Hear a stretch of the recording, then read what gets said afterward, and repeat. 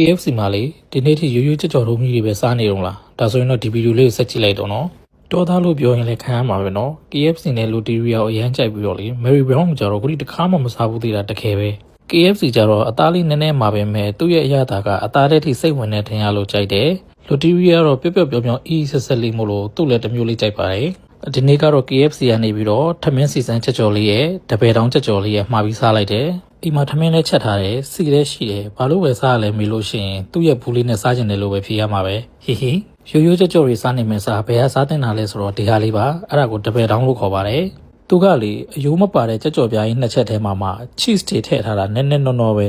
တကိုက်ဆိုတသလောက်အီစိမ့်ဆောင်တက်ပြီးတော့အားရပါရထိမိနေမှာအမှန်သူ့မှာပါတဲ့ဆော့နဲ့စားလို့ရဝိုင်းရင်အိမ်မှာရှိတဲ့ spicy ဆော့နဲ့စားပါမယ်အဆက်ကလေးရတယ်မပါမဖြစ်ဆိုတော့အဆက်ကလည်းစားမကိုဖြစ်အောင်ပါအဲ့ဒါကြောင့်မို့လေ KFC ရောက်လို့ရှိရင်ရိုးရိုးကြော်တုံးကြီးစားနေမယ်စားအခုကျွန်တော်ပြောတဲ့တပည့်တောင်လေးကိုစမ်းစားကြည့်နော်နောက်ဆိုတပည့်တောင်မှတပည့်တောင်ပဲဖြစ်သွားမယ်နောက်ဗီဒီယိုမှာပြန်တွေ့မယ်တတာ